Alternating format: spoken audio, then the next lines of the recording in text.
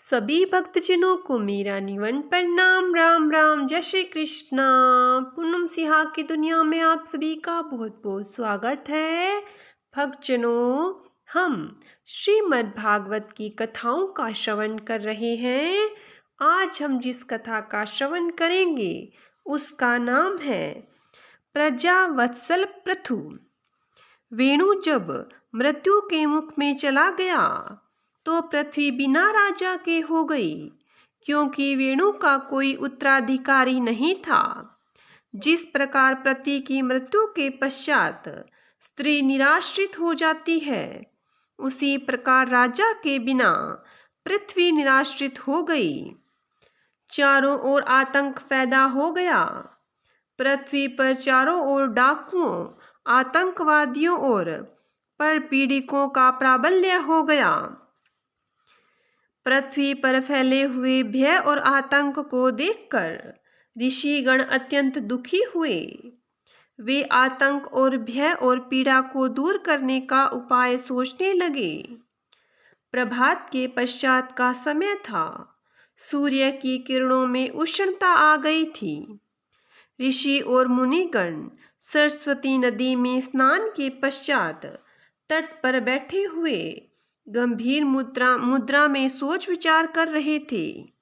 राजा के बिना पृथ्वी का पालन कैसे होगा? पृथ्वी के पालन पोषण के लिए राजा का होना अति आवश्यक है। ऋषियों ने आपस में मिलकर विचार करके एक दिव्य पुरुष और एक नारी को अपने योग शक्ति से प्रकट किया। ऋषि ने दिव्य पुरुष का नाम पृथु और नारी का नाम अर्ची रखा। ऋषियों ने पृथु को राज सिंहासन पर बैठाकर उनका अभिषेक किया। पृथु अर्ची से विवाह करके राजा के रूप में प्रजा का पालन करने लगा। पृथु बड़े धर्मात्मा और पुण्यात्मा थे। वे थे तो मानव, किंतु परमात्मा के अंश थे। उनके अंग अंग में दिव्य ज्योति थी। वे सूर्य के प्रतीक थे। वे जब धनुष बाण लेकर रथ पर बैठते तो उनके तेज और प्रताप को देखकर इंद्र भी भयभीत हो उठता था। प्रभात के पश्चात का समय था। महाराज पृथु पूजा के पश्चात आसन से उठे ही थे कि उनके कर्ण कुहारों में आरत पुकार पड़ी, रक्षा कीजिए महाराज, हमें भूख की ज्वाला में जलने से बचाइए। महाराज पृथु ने बाहर निकलकर देखा, अनेक स्त्री पुरुष बढ़ खड़े आर्तवाणी में महाराज को पुकार रहे थे। महाराज पृथु ने एकत्र पुरुषों को देखते हुए कहा, क्या बात है प्रजाजनों, आपको कौन सा दुख है? किस शत्रु ने आपको पीड़ा पहुंचाई है? एकत्र स्त्री पुरुषों ने निवेदन किया, महाराज, पृथ्वी ने अपने सारे अन्न और अपनी सारी औषधियां अपने भीतर छुपा रखी है। बीमार होने पर भी हमें औषधियां नहीं मिलती। हम और हमारे पशु अन्न और जल के बिना दम तोड़ते जा रहे हैं। हमारी रक्षा कीजिए। प्रजा के दुख भरी कथा सुनकर पृथु का हृदय व्याकुल हो उठा। उन्होंने स्नेहमयी वाणी में प्रजाजनों को आश्वस्त करते हुए कहा, प्रिय प्रजाजनों, अपने अपने घर जाइए। मेरी सांसों के रहते आपको कष्ट नहीं होने पाएगा। आप देखिए कि पृथ्वी शीघ्र ही अपने अन्न और औषधियों का भंडार खोल देगी।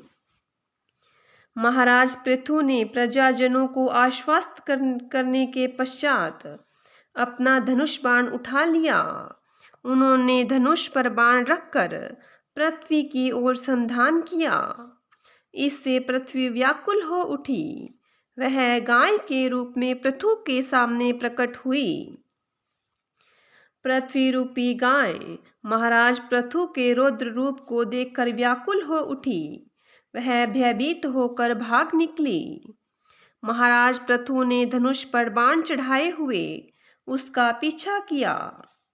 पृथ्वी रूपी गाय भय से कांपती हुई तीनों लोकों में गई, किंतु तीनों लोकों में उसे ऐसा कोई नहीं मिला जो अपनी शरण में लेकर उसे अभयता प्रदान कर सके, क्योंकि उन दिनों तीनों लोकों में महाराज पृथु का प्रताप और उनका तेज छाया हुआ था। जब तीनों लोकों में कोई भी पृथ्वी रूपी गाय को अपनी शरण में नहीं ले सका, तो विवश होकर वह खड़ी हो गई। उसने अत्यधिक विनीत वाणी में पृथु से पूछा, महाराज, आखिर आप मेरा पीछा क्यों कर रहे हैं? मैं जानना चाहती हूँ कि आप मुझे क्यों मारना चाहते हैं। महाराज पृथु ने उत्तर दिया, पृथ्वी, तुमने अपने अनाज और अपनी औषधियों को अपने भीतर छिपाकर पाप किया है। अन्न और औषधियों के अभाव से मेरी प्रजा मर रही है। तुम अपने भीतर से अन्न और औषधियों को बाहर निकाल दो, नहीं तो मैं तुम्हें बुरी तरह से आहत कर दूंगा। पृथ्वी रूपी गाय ने निवेदन किया, महाराज, मैं अन्न और औषधियों को अपने भीतर छिपा न लेती तो क्या करती?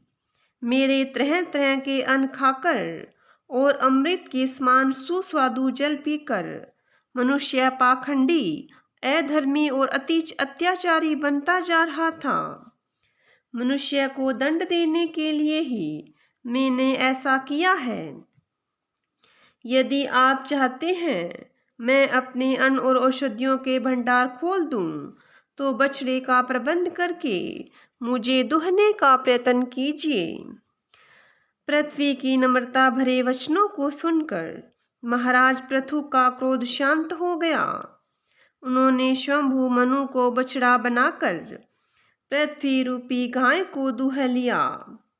उसके दूहने से पुनः खेतों में अन्न पैदा होने लगा, पीने के लिए शीतल जल मिलने लगा और रोगियों को औषधियां भी मिलने लगी। महाराज पृथु के पश्चात ऋषियों, विद्वानों, ब्राह्मणों और दैत्यों ने भी अपने अपने ढंग से पृथ्वी रूपी गाय को दूहा। फलतः तरह तरह की वस्तुएं प्राप्त हुई और प्राणियों का कामकाज सुंदरता के साथ चलने लगा। उनके जीवन का निर्वाह होने लगा। जब पृथ्वी लोक तरह तरह के धन धान्यों से भर गया, तो लोग तो चारों ओर पृथु के यश का गान करने ही लगे। देवता और दैत्य भी पृथु के यश का गान करने लगे। महाराज पृथु जब तीनों लोकों में सर्वपूज्य हो गए, तो उन्होंने अश्वमेध यज्ञ करने का विचार किया। उन्होंने एक एक करके 99 अश्वमेध यज्ञ किए। जब वे 100वां यज्ञ करने लगे, तो देवराज इंद्र के मन में ईर्ष्या उत्पन्न हो उठी। उन्होंने सोचा, यदि 100वां यज्ञ निर्विघ्न समाप्त हो गया, तो कहीं पृथु मेरे इंद्रलोक पर अपना अधिकार न स्थापित कर ले। अतः इंद्र ने 100वें यज्ञ में बाधा डालने का निश्चय किया। महाराज पृथु ने अपने कुमार और संरक्षणता के 100वें यज्ञ का घोड़ा छोड़ दिया। घोड़ा पृथ्वी के देश देशों में भ्रमण करने लगा। पृथु कुमार बड़ी संलग्नता के साथ घोड़े की देखरेख कर रहे थे। फिर भी अवसर पाकर इंद्र ने घोड़े को चुरा लिया। घोड़े को चुराए जाने पर पृथु कुमार चिंतित हो उठे। वे इधर उधर घोड़े की खोज करने लगे। सहसा उन्हें एक मनुष्य के साथ घोड़ा दिखाई पड़ा। वह मनुष्य कोई और नहीं, स्वयं इंद्र था, जो वेश बदले हुए था। पृथु कुमार ने उस मनुष्य को युद्ध करने के लिए ललकारा, किंतु वह मनुष्य युद्ध करने के स्थान पर घोड़े को छोड़कर भाग चला। पृथु कुमार घोड़े को लेकर राजधानी की ओर चले, किंतु इंद्र ने बीच में ही फिर घोड़े को चुरा लिया। पृथु कुमार ने इंद्र को युद्ध के लिए ललकारा, किंतु इंद्र युद्ध न करके पुनः अदृश्य हो गया। पृथु कुमार घोड़े को लेकर राजधानी लौट गए। उन्होंने इंद्र के द्वारा 2 बार घोड़े को चुराए जाने वाली घटना अपने पिता से कह सुनाई। पृथु इंद्र पर कुपित हो उठे। उन्होंने इंद्रलोक पर आक्रमण करके इंद्र को मार डालने का निश्चय किया। पृथु के इस निश्चय से तीनों लोकों में हलचल मच गई। आखिर आकाशवाणी हुई, महाराज पृथु, आप इंद्र को मार डालने का निश्चय छोड़ दें। इंद्र कोई अन्य नहीं, श्री हरि का ही अंश है। आप 100वां यज्ञ न करें। आपके 100 यज्ञ करने का जो फल मिलता है वह फल 99 यज्ञ से ही प्राप्त होगा। महाराज पृथु ने आकाशवाणी सुनकर 100वें यज्ञ को पूर्ण करने का प्रयत्न छोड़ दिया। वे बहुत दिनों तक राज्य करते रहे, प्रजा को सुख प्रदान करते रहे। तत्पश्चात अपने पुत्र को राज्य देकर वे वन में चले गए।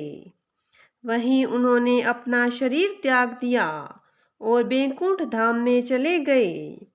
उनके दिव्य अंश की गाथा युगों युगों तक धरती पर कही और सुनी जाएगी। बोलिए विष्णु भगवान की जय हो। बोलिए कृष्ण भगवान की जय हो।